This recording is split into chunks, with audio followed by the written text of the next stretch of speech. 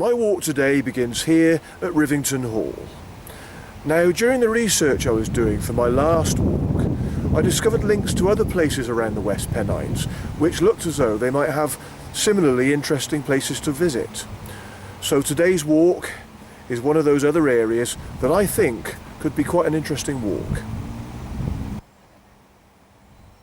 The Rivington Hall estate was purchased in 1900 by entrepreneur William Lever, Lord Leverhulme, one of Bolton's most famous sons and founder of Lever Brothers, now Unilever.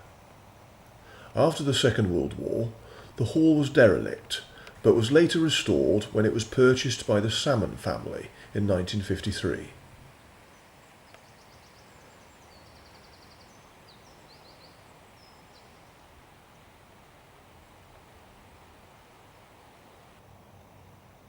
Next to the hall is Rivington Hall Barn, from where I started my walk.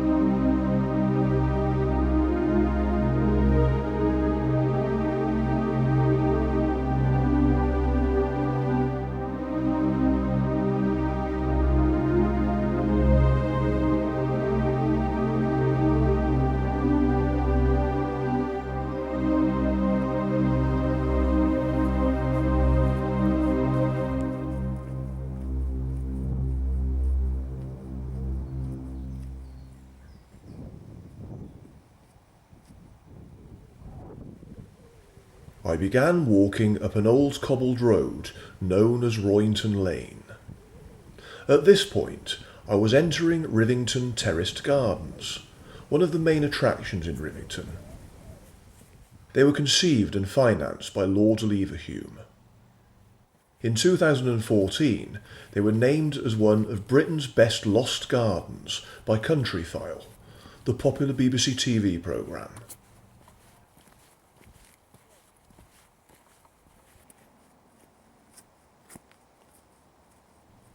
Known to locals as the Chinese Gardens, they occupy 45 acres of the hillside between Rivington Hall Barn and Rivington Pike. A maze of woodland paths crisscrosses the site, linking a number of stone buildings, structures and other features.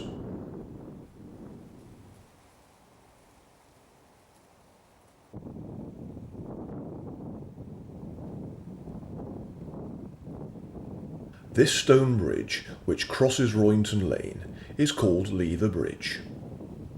The design is based on a bridge that Lord Leverhulme had seen on a trip to Nigeria.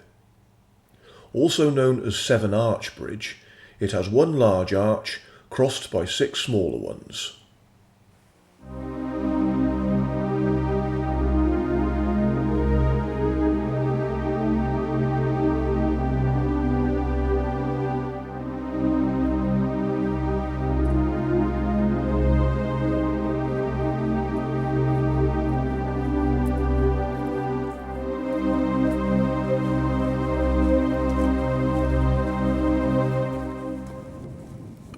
Work on the gardens started in 1905 and continued until Lord Leverhulme's death in 1925.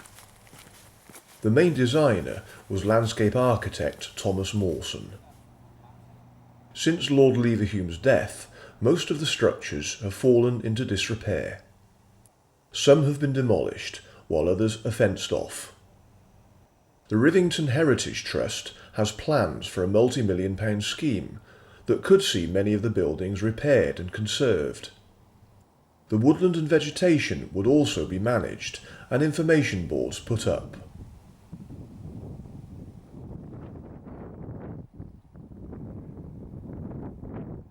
As the lane led me out of the gardens and into more exposed countryside, I got my first sight of one of the main features on my walk.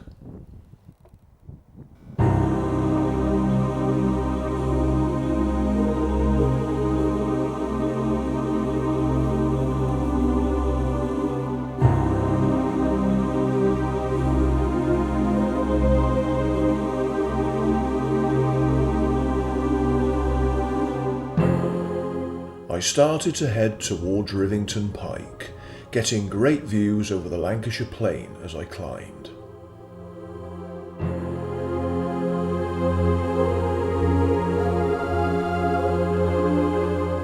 Rivington Pike, standing at 1,191 feet above sea level, is one of the most treasured high spots in Lancashire.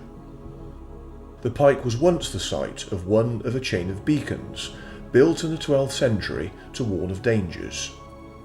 It was lit in 1588 to signal the approach of the approaching Spanish Armada. In more recent times, a beacon was lit here in 2012 to celebrate the Diamond Jubilee of Queen Elizabeth II. Rivington Pike is the venue for a number of popular annual events. The Rivington Pike Fell Race is one of England's oldest fell races. The 3-mile race has been held every Easter Saturday since the late 19th century. It is organised by Horwich RMI Harriers. A less strenuous event is the annual Good Friday walk to the summit.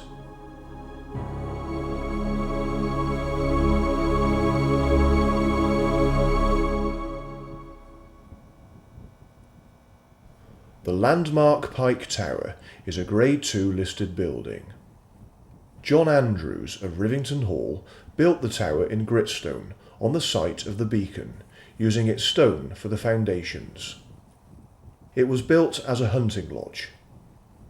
Square in plan, with sides 16 feet in length and 20 feet high, it was built with a wooden roof, 3 windows and a door, all of which are now blocked up. Inside, its only room retains a fireplace and once had a chimney. Lord Leverhulme donated land here to the people of Bolton, which included the Pike Tower, which was subsequently owned by Liverpool Corporation as part of an agreement for water supplies. The corporation neglected the tower and planned to demolish it in 1967. After a public outcry and legal action, the land was transferred to Chorley Rural District Council, who restored the building in 1973 and completed further work in the 1990s. The land is now owned by United Utilities. Well, that was Rivington Pike. I'm now heading for Winter Hill.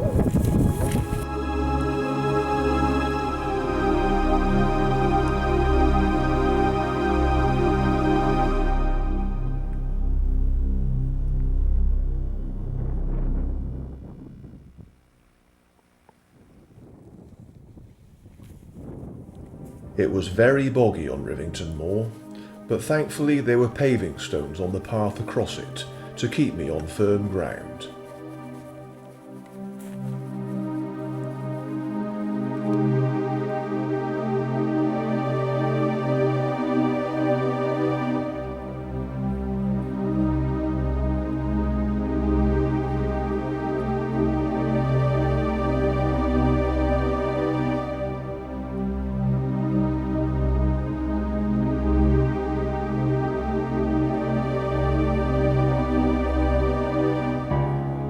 Before long, there were no more paving stones, so I really had to watch my step as I crossed the bog.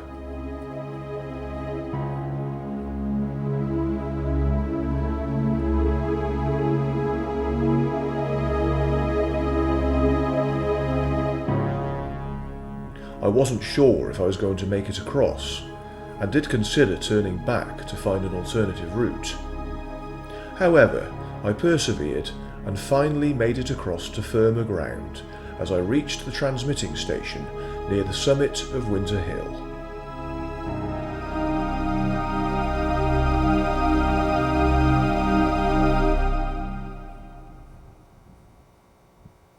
Winter Hill is 1,496 feet high and is the highest point of the West Pennine Moors.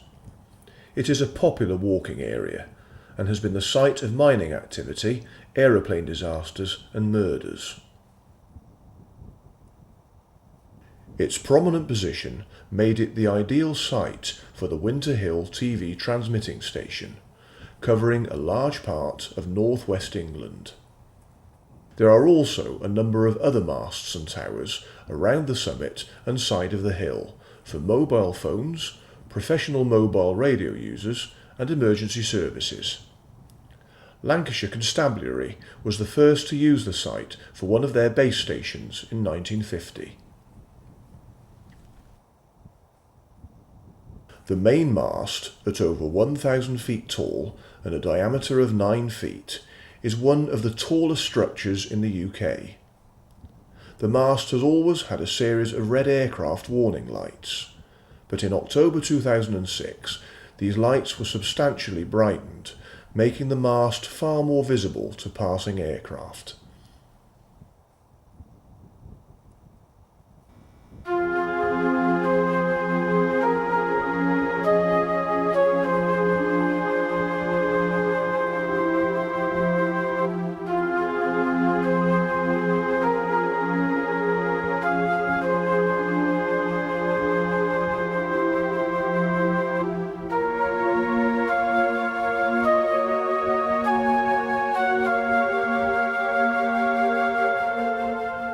There are great views from the summit of Winter Hill, and if the weather is clear, you can see sights such as Blackpool Tower, Jodrell Bank, the Isle of Man and the Lake District Fells.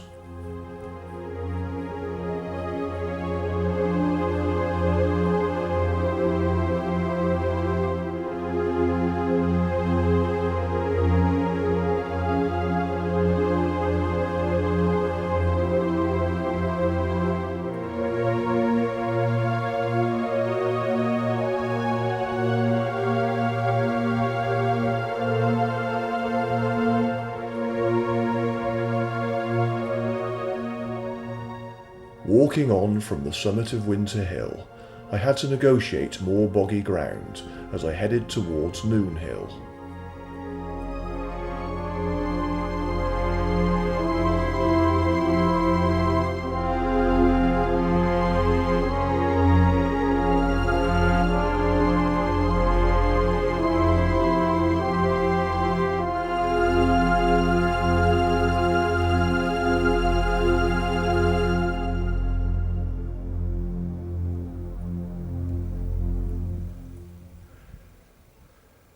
It really is very boggy on this moor. It almost feels like you're walking on top of a jelly. Now I've just come through a very boggy patch, and as I passed that couple, I did say to them, it's very boggy where I've just been. And they just smiled and carried on. But a few yards on, I heard the lady yell. I thought, yeah, they're obviously having a few problems like I was. I see they're actually making quite a big detour now, but at least they're meandering on, so they're sticking at it, fair play to them.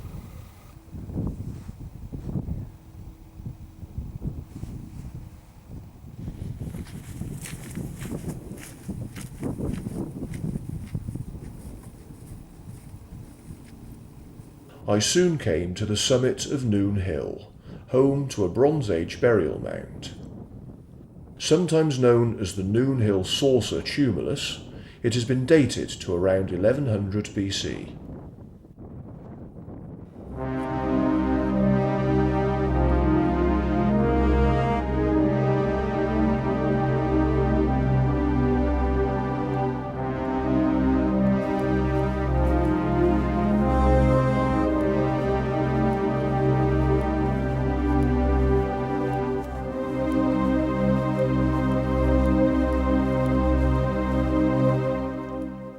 To my relief, I was back on solid ground as my path led onto a track called Belmont Road.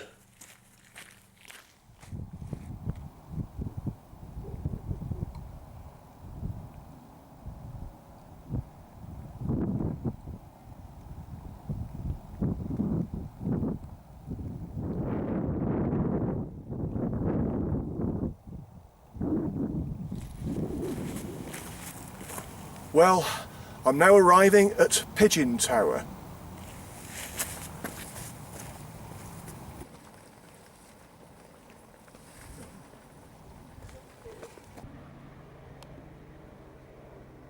The Pigeon Tower, also known as the Dovecote Tower, was built in 1910 by Lord Leverhulme and stands at the northwest edge of Rivington Terraced Gardens. The tower was built in gritstone with 4 stories, each a single room. It has a steeply pitched roof and a corbelled chimney. On the west side is a semicircular stair turret with a conical roof. The 4th story, a sitting room, has 4 light mullioned windows on 2 sides. The 2nd and 3rd stories are a dovecote. On the west wall are square pigeonholes with perching ledges.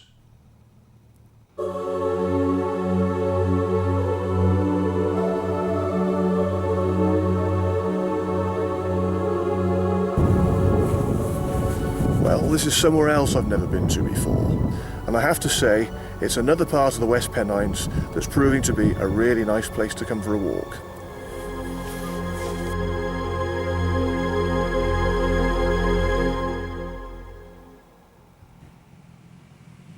I eventually dropped down into Rivington village, which, until the 19th century, was a rural village built around what is now the village green. Its inhabitants were employed in agriculture on scattered local farms, hand-loom weaving in their own homes, working in the local quarries, or the small coal mines on Winter Hill.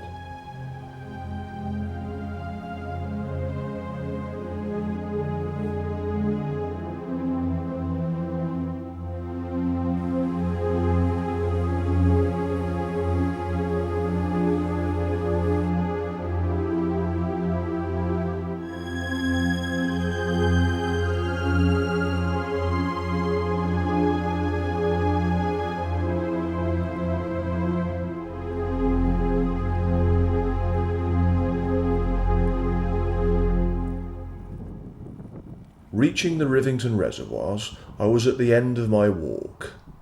These man-made lakes lie at the end of the Rivington chain of reservoirs in Lancashire, with Anglesark Reservoir to the north and Rivington Water Treatment Works to the south. And so ends another great walk, and here beside the reservoir is a really nice, calm and peaceful spot to end my day. And it's been really lovely exploring somewhere completely new again. The West Pennine Moors is an area that I've just not discovered until recently. So, thanks to the last walk I did, and because one person recommended that walk to me, it's helped me to discover the area more. And because I did the research for the last walk, I also discovered online other places to go walking in the area. So that's how I discovered this walk around Rivington today.